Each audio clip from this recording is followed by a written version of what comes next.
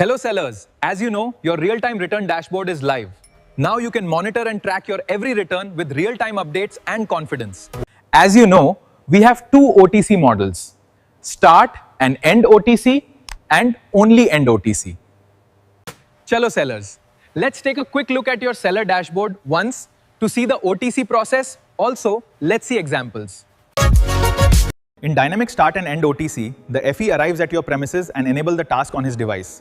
You must provide the start OTC to initiate the return handover. Once the handover is complete, the FE will close the task, at which point you should provide the end OTC to acknowledge the completion.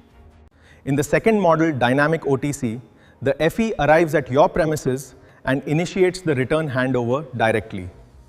Once the handover is complete, the FE will close the task, at which point you should provide the end OTC to acknowledge the completion. In both models, the shipment status will transition from expected today to handover in progress and then to handed over as soon as the FE begins scanning and closes the task. Okay sellers, today in this video, I will provide you with a quick insight into when you should provide OTC and when not to have hassle and risk-free returns management. It is crucial to share the OTC when the count of physically handed over shipments perfectly matches the count of scanned shipments. Assume 30 items are expected to reach you as per the tab and 30 are scanned and handed over. Do you have to provide OTC here? Yes. Ensure the OTC is shared only when the physical count perfectly matches the scanned count shown here on the dashboard. Here, both counts are 30, so it's correct. Now let me tell you the second example. Assume 30 items are expected to reach you as per the tab. Only 25 are scanned and handed over. You will get OTC for the 25 shipments received now.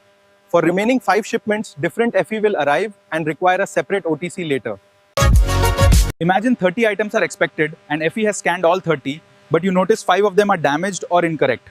Should you provide the OTC? Yes. As long as the physical count matches the scanned count, you should proceed. Just ensure the FE marks the correct reason for the damage on their device. By doing this, you maintain a clean record to successfully claim SPF via SPF team later for the damaged, wrong products received. Sometimes you might face an error that you will be not able to generate start OTC. This could be due to a reason that FE has not enabled the task on his device. Ensure that the task button is operated before FE starts handing over the returns. And after the handover, ensure the task is closed by FE to avoid any OTC generation errors for you. Also, a very important thing is that to avoid any SPF rejections. It's your responsibility to highlight if you see FE issues, like not asking the OTC every time, or FE is not entering the OTC on his device even after you sharing it. Please bring this to our notice if you see any such issues. I assure now you're not having any OTC related confusions or issues. In future, if you face any other issues or if you're stuck even after task is created, please reach out to seller support. Also going forward, let's build a mandatory practice of keeping your returns tab in the Flipkart dashboard open and be available when the FE is at your doorstep for returns handover. Thank you and happy selling.